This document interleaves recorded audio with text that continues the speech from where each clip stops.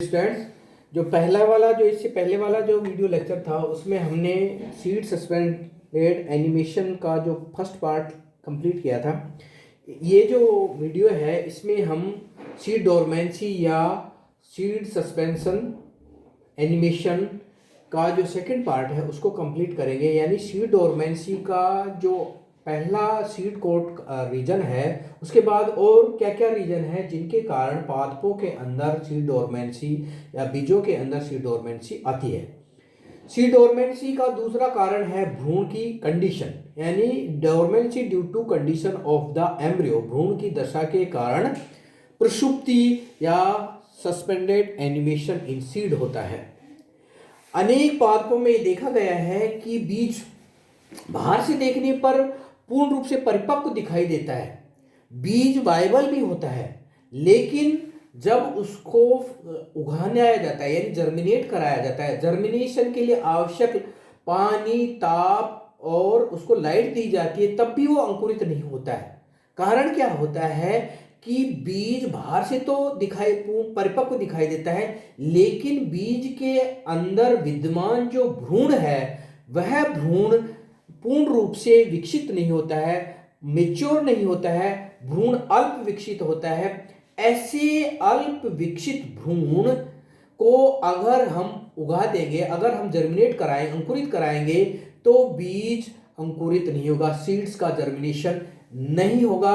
और ये जो इस कारण से बीज है वो डोरमेंट रहता है। कुछ समय तक विभिन्न कंडीशंस में रहने के बाद धीरे धीरे समयांतर के बाद में बीज का जो भ्रूण है वह भ्रूण अपनी परिपक्वता की ओर जाता है, परिपक्व होता है, और उसके बाद अगर उसको पुनः उगाया जाए, पुनः उसको नॉर्मल कंडीशंस में जर्मिनेट कराया जाए, तो अब वह बीज अंकुरित हो जाता है। तो बीज के अंदर भ्रूण की कंडीशन के कारण जो प्रसुप्ति होती है, डोरमेंसी होती है, वो इस सेकंड पार्ट के अंदर आएगी, dormancy due to condition of the embryo.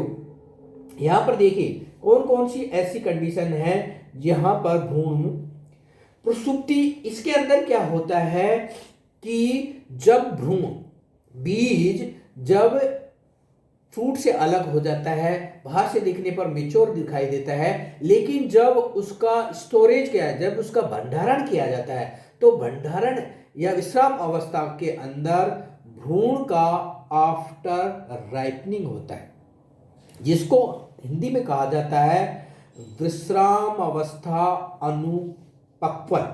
विश्राम अवस्था अनुपक्वन, आफ्टर राइपनिंग, यानी परिपक्वता के बाद भ्रूण का परिपक्व होना। इसके अंदर क्या होता है, बीज, इसके अंदर बीज विश्राम अवस्था या भंडारण के समय अपनी विभिन्न अवस्थाओं से, परिपक्वता की विभिन्न अवस्थाओं से गुजरता है और भ्रूण पूर्ण रूप से परिपक्व हो जाता है और अंकुरण होने के लिए तैयार हो जाता है। इस तरह की जो कंडीशन है वो सामान्य रूप से ऑर्किडेसी फैमिली, ओरोबैंकेसी, रोजेसी, रेननकुलेसी फैमिलियों में बहुत अधिक देखा जा सकता है। और अगर आप देखें तो कुछ जो हमारी कॉमन खाद्य की फसलें, गेहूं है, बाजरा है, इनके अंदर भी ये कंडीशन पाई जाती है। अगर आप बाजरे के अंदर तो डोरमेंसी नहीं होती है, बाजरा तुरंत ही अंकुरित होता है, लेकिन अगर आपने गेहूं को प्राप्त किया है, गेहूं के दानों को बाली से तुरंत ही जर्मिनेट कराया जाए, तो वो अंकुरित नहीं होते। उनको स्टोरेज के कंडीशन, अंकुरित हो गए लेकिन उनकी जो परसेंटेज ऑफ जर्मिनेशन है वो काफी कम होगी।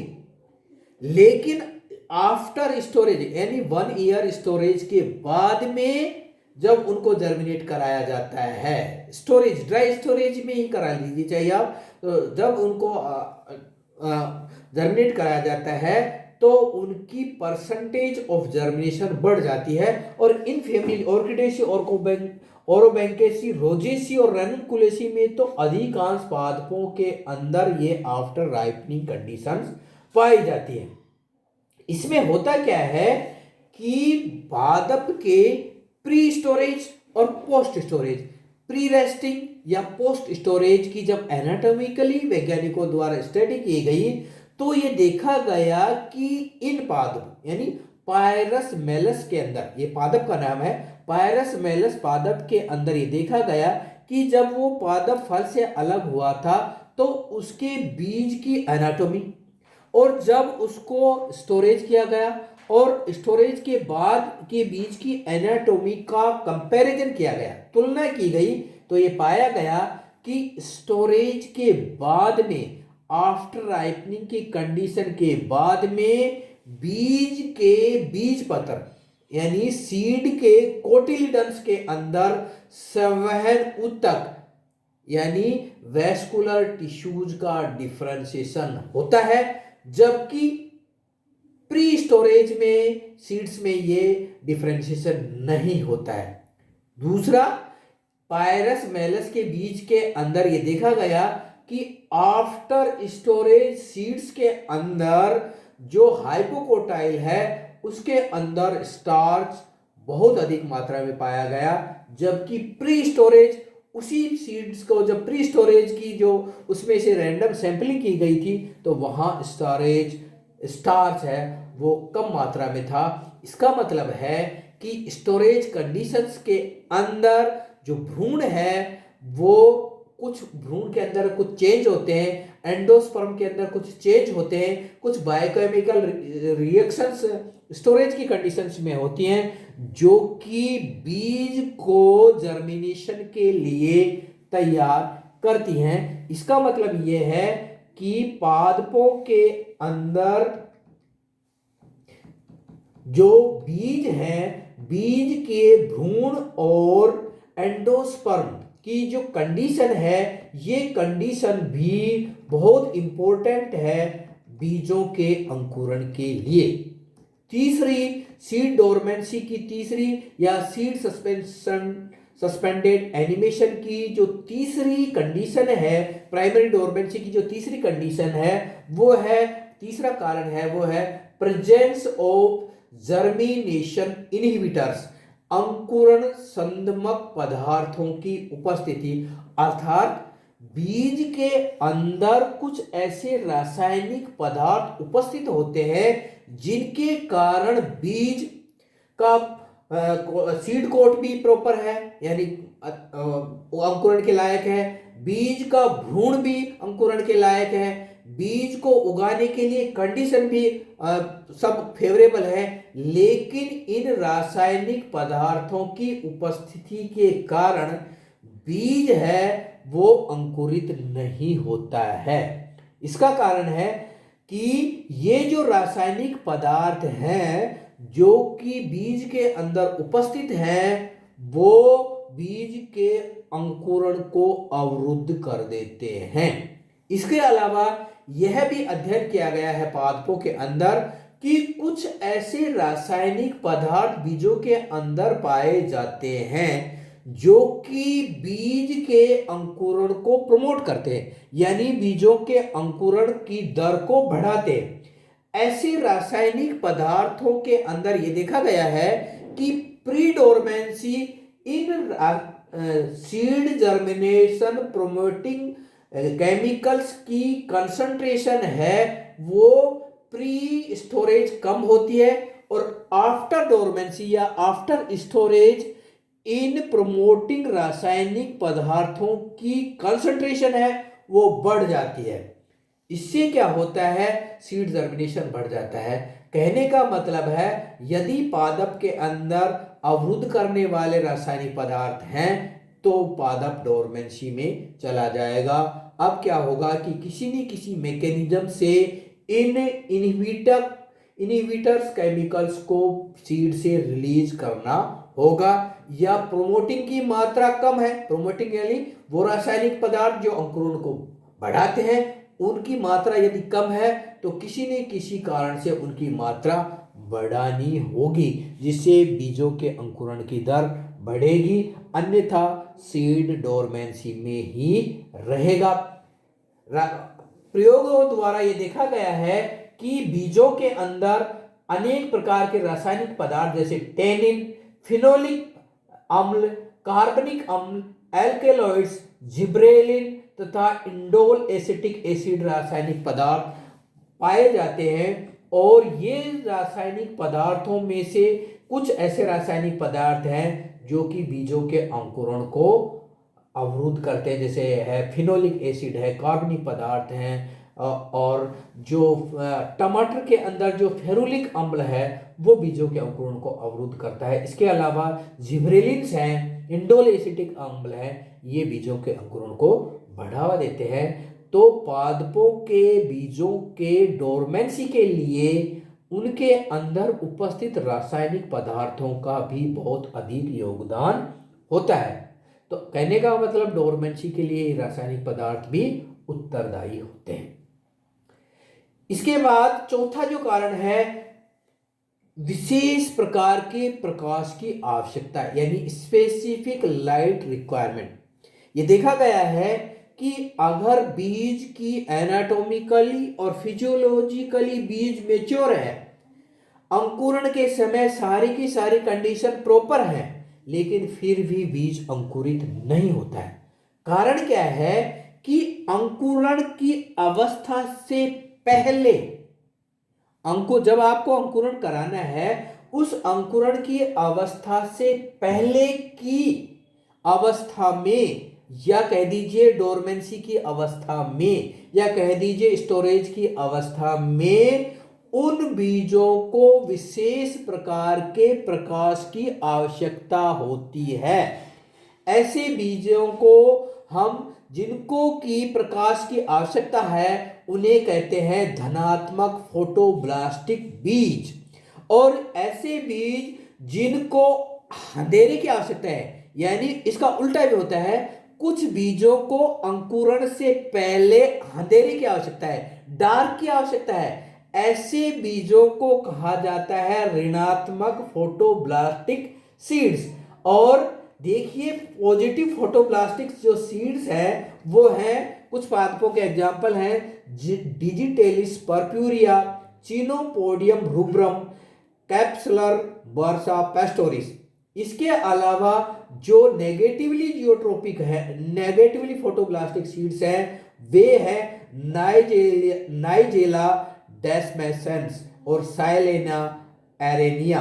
ये कुछ ऐसे बीज हैं जो कि अंधकार को प्रेफर करते हैं, अर्थात इनको अंकुरण में ले जाने से पहले निश्चित अवधि के लिए डार्क में रखना पड़ेगा, अंधकार में रखना पड़ेगा। ऐसे बीज कहलाते हैं नेगेटिव फोटोब्लास्टिक सीड्स। और अनेक पादप इसके एग्जाम्पल हैं। पादपों के अंदर प्रकाश के प्रभाव के अध्ययन में यह पाया गया है कि बीजों के अंदर विभिन्न प्रकार के फोटोक्रोमेटिक पिगमेंट्स पाए जाते हैं, और इन फोटोक्रोमेटिक पिगमेंट्स के कारण और विशेष ताप और दाब के कारण इन बीजों के अंदर हाइड्रोजन आयनों की कंसंट्रेशन में परिवर्तन होता है। हाइड्रोजन आयन की कंसंट्रेशन बढ़ती है और इससे बीजों के अंकुरण की प्रतिशतता बढ़ती है।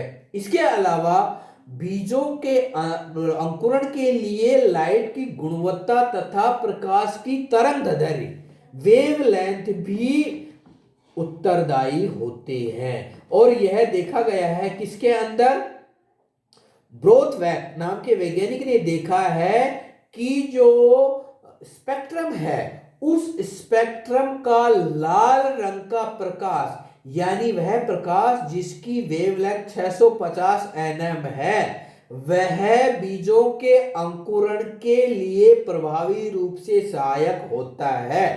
जबकि इंफ्रारेड लाइट जिसकी वेवलेंथ 733 nm होती है, वह इंफ्रारेड लाइट के अंदर अगर आप बीजों को रखेंगे प्री ट्रीटमेंट, तो बीजों के अंकुरण अवरुद्ध हो जाएगा। अर्थात लाइट का गुणवत्ता और उसकी वेवलेंथ भी बीजों के अंकुरण के लिए बहुत ही अधिक उत्तरदायी होता है। नॉन फोटोब्लास्ट यानी जिनको अंधकार चाहिए, उनमें खीरा है, लेटुस है, टमाटर ऐसे हैं जिनको कि अगर आप अंधेरे में रखेंगे तो उनके अंकुरण की दर बढ़ जाती है। पांचवा जो फैक्टर है प्राइमरी डोरमेंसी का, वो है लो टेम्परेचर रिक्वायरमेंट, यानी कि बीजों के अंकुरण के लिए या सीड डोरमेंसी के लिए लो टेम्परेचर या टेम्परेचर भी एक उत्तरदायी कारक है। कहने का मतलब है कि डोरमेंसी इसलिए आती है बीजों के अंदर क्योंकि उनको अंकुरण से पहले लो टेम्परेचर निम्न ताप का ट्रीटमेंट नहीं दिया गया है, इसलिए वो डोरमेंट रहते हैं। और पादपों को अगर लो टेम्परेचर ट्रीटमेंट दिया जाता है तो उस अवस्था को, उस कंडीशन को या उस एक्सपेरिमेंट को कहा जाता है प्री चिलिंग इफेक्ट। यह देखा गया है कि पादपों के बीजों के अंदर जो टेम्परेचर का फ्लक्चुएशन है, यानी अगर आप बीजों को 5 डिग्री से 15 डिग्री सेंटीग्रेड के बीच में रखेंगे, कभी 5, 10, 15, 20, 15, तो बीजों के परसेंट या अंकुरण की दर 90% तक बढ़ जाती है। इसी तरह से ये रिसिनस यानी जो अरंड है उसके अंदर ये देखा गया है, रूमेक्स के अंदर भी ये इस तरह की कंडीशन देखी गई है। इसके अलावा पायरस मेलस, क्रिटीजस और एसर के अंदर चिलिंग ट्रीटमेंट या प्री चिलिंग इफेक्ट का अध्ययन किया गया है। इसके अलावा फ्रैक्सिनस, जुगलन्स और कैरिलस ये ऐसे पादप हैं जिनके अंदर जब आप इनको अंधेरे में रखते हैं तो इन पादपों के बीजों के अंदर एब्सिसिक एसिड की मात्रा में कमी आ जाती है। और हम ये जानते हैं कि एब्सिसिक एसिड एक ऐसा अम्ल है जो कि बीजों के अंकुरण को अवरुद्ध करता है, अर्थात सीड डोरमेंसी को बढ़ाता है। इसका मतलब है कि बीजों को डोरमेंट करने के लिए या सीड सस्पेंडेड एनिमेशन में ले जाने के लिए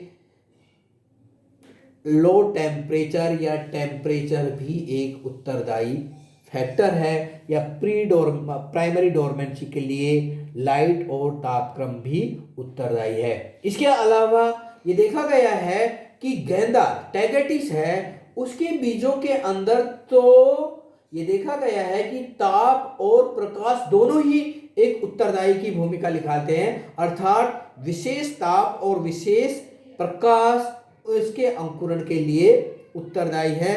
इसलिए गेंदे के बीजों के अंदर जो डोरमेंसी होती है, उस डोरमेंसी का कारण है तापक्रम और प्रकाश, लाइट।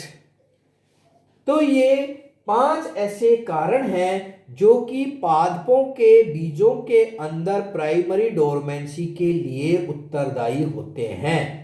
दूसरा जो डोरमेंसी है या सीड सस्पेंडेड एनिमेशन है, उसमें जो दूसरा पार्ट है वो है सेकेंडरी डोरमेंसी। सेकेंडरी डोरमेंसी को हम अध्ययन के लिए पढ़ सकते हैं क्या, कि अगर किसी पादप का बीज अंकुरित हो जाए, यानी उसकी फेवरेबल कंडीशन है अंकुरण के समय वो अंकुरित हो जाए, और किसी कारण से कंडीशंस अनफेवरेबल हो जाए, पोषण की कमी हो जाए, टेम्परेचर बदल जाए, पानी की कमी हो जाए, लाइट की कंडीशन बदल जाए, तो अंकुरित बीज पुनः डोरमेंट हो जाता है। और डोरमेंसी की इस कंडीशन को, यानी अंकुरित बीज विपरीत परिस्थितियों के कारण अगर पुनः डोरमेंट हो जाए तो इस कंडीशन को कहा जाता है सेकेंडरी डोरमेंसी या द्वितीयक प्रसुप्ति।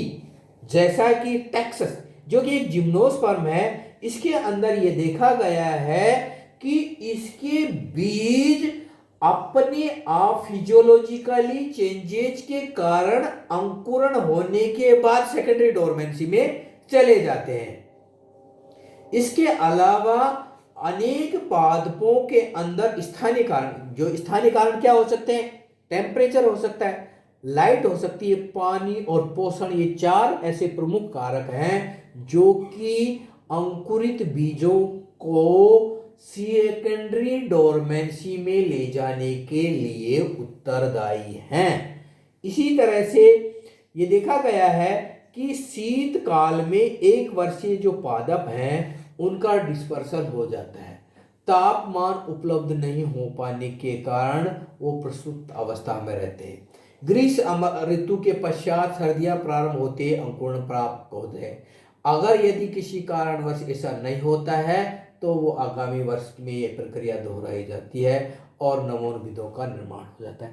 कहने का मतलब है कि अंकुरित बीज डोरमेंट हो जाएगा और किसी कारण से पुनः नॉर्मल कंडीशन हो जाएगी, तो वो जो अंकुरित बीज है जो कि सेकेंडरी डोरमेंसी में चला गया है, वह अंकुरित बीज पुनः डिवीजन करके नए पादप का निर्माण कर लेता है। अर्थात पादपों के बीजों के अंदर प्राइमरी और सेकेंडरी डोरमेंसी या सीड सस्पेंडेड एनिमेशन की कंडीशन या अवस्था पाई जाती है। Thank you. ये जो टॉपिक है आपका कंप्लीट हो गया। Thank you very much. इसकी जो PDF नोट्स हैं वो आपको हम व्हाट्सएप पर अपलोड कर देंगे।